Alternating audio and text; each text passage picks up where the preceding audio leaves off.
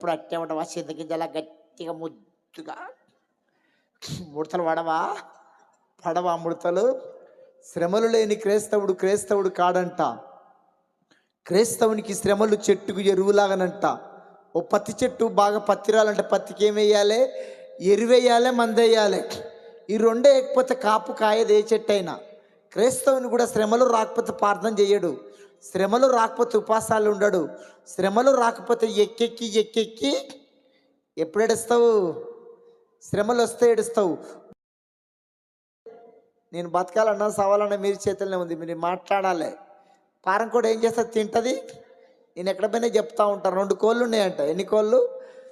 2 కోళ్ళు ఉన్నాయంట. ఒకటి నాటుకోడి, ఒకటి బయలర్ కోడి నాటుకొని నువ్వు ఎక్కిరిస్తుందంట. నిజం బతికే, నీ బతుకు పాడుగా, నీదొక బతుక. నీ బతుకుదుడు, నా బతుకుదుడు. నేను ఎంత మంచి సుఖపడుతున్నా చూడు. నీకు అన్ని కష్టాలేనే, నీకు అన్ని శ్రమలేనే. నువ్వు ఎండతో వానకు దడుస్తావు, నీకు గద్ద బాధ ఉంటుంది, నీకు కుక్క బాధ ఉంటుంది, నీ నీడికట్టితోటి కొడతాడు, నీ నాడికట్టితోటి కొడతాడు, నీకు అన్ని శ్రమలేనే. చూడు నేను ఎంత మంచి సుఖపడుతున్నాను. బయలర్ కోడి నాటుకొని అంటుందంట, చూడు నాకు రేఖల నీడ, నా నెత్తి మీద ఫ్యాను, నేను ఫిల్టర్ వాటర్ తాగుతా, నాకు డాక్టర్ వచ్చి సూదేస్తాడు, సూదేయకపోతే సైదుకు రాదు. దానికి ఏమేయాలి? నాకు డాక్టర్ వచ్చి సూదేస్తాడు. నేను మక్కలు తింటా, జొన్నలు తింటా, సద్దలు తింటా, రొయ్యలు తింటా, చేపలు తింటా, పీతలు తింటా, నేను మంచి ఐటమ్స్ తింటా.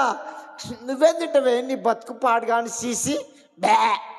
నాటుకోడి ఏం తింటుందో నాకన్నా మీకే బాగా తెలుసు. ఏది కనిపిస్తా తింటుంది నాటుకోడికి అని బయలర్ కోడి నాటుకోడి నువ్వు ఎక్కిరిస్తా ఉందంట.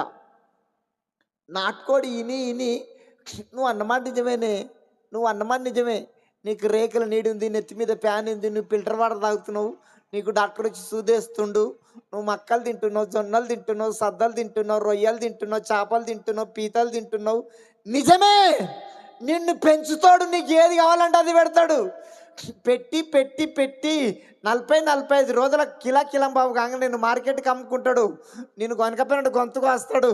గొంతు కోసి ఉడుకులీలు అలా ముంచి తోలు గుంచి మొత్తం మీద పెట్టి తుకడలు చేసి ఈయనకో పావు కిలా, ఆనికో 1/2 కిలా, ఆనికో 1 కిలా నిన్ను అమ్ముకుంటాడే. నువ్వు తెల్లార వారికి అలా బైరిపంలోకి వెళ్ళిపోతావే. ఓన్ని మురిపం పాడుగానే ఎందుకు మురుస్తున్నావే? నీది 40 రోజుల మురిపమే. మాట్లాడాలి. ఎన్ని రోజులు